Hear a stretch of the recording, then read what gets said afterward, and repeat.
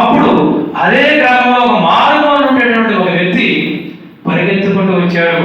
ఒకడు వచ్చారు వెళ్ళలేదు, ఇద్దరు వచ్చారు వెళ్ళలేదు, ముగ్గురు వచ్చారంటే నా జాతికి పోయే కాలం వచ్చింది. కానీ కంగారు పడేతను వచ్చి ఏమన్నాడంటే, ఓ నా జాతి చెందారా, మీరు సత్య ప్రవక్తను ఎంత తిరస్కరిస్తున్నారు?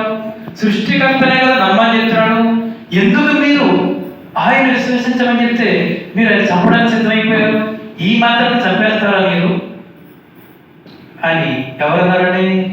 మారుమూల నుంచి వచ్చేటువంటి గ్రామకు మొదటి సామాన్య వ్యక్తి అన్నాడు. అప్పుడు ఆ జనం ఏం చేశారు? ఈ వ్యక్తిని చంపేశారు. ఈ వ్యక్తిని చంపేశారు. వెంటనే ఆయన్ని సభలో ప్రవేశింపజేసి అడుగుతున్నాడు అన్నమాట.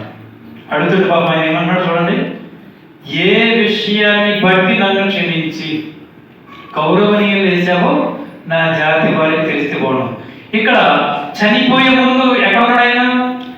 జాతి వారిని సత్యం వైపుకు రండి, ప్రవక్తను విశ్వసించండి, ప్రవక్తను నమ్మండి అని చెబుతూ ఉండగా స్థితిలో ప్రాణం తీసేశారు. అదే స్థితిలో దైవాన్ని కలిశాడు. నువ్వు స్వర్గంలో పోవయా అంటే ఏమన్నాడు? అయ్యోగా, నన్ను ఏ విషయాన్ని బట్టి క్షమించావో నా జాతి వారికి తెలిస్తే బాగును. చూసారా, అతను జనంలో ఉండగాను అదే స్మరించాడు, సత్యాన్ని విశ్వసించమని. మరణించిన తర్వాత కూడా అదే తపనతో ఉన్నాడు, ఈ విషయం నా జాతి వారికి తెలిస్తే బాగుంది. అర్థమైందండి? జననంలోనూ జీవించండి, మరణంలోనూ జీవించండి. Next slide. అయితే సోదరులారా, సోదరిమణులారా, ఇవన్నీ కథలాగా అంటున్నాయా మీకు? గుణపాఠంగా అంటున్నాయా? ఏమండి, కథలాగా ఉందా?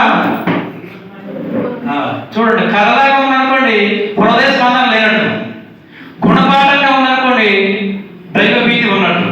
ఎందుకంటే స్టోరీ చెప్తారు కదా, స్టోరీ లాగానే అంటారు. ఏమండి, ఎందుకంటే మనకు అలవాటు కదా, ఏదైనా ఒక సినిమా ట్రైలర్, కొన్ని సెకండ్ ట్రైలర్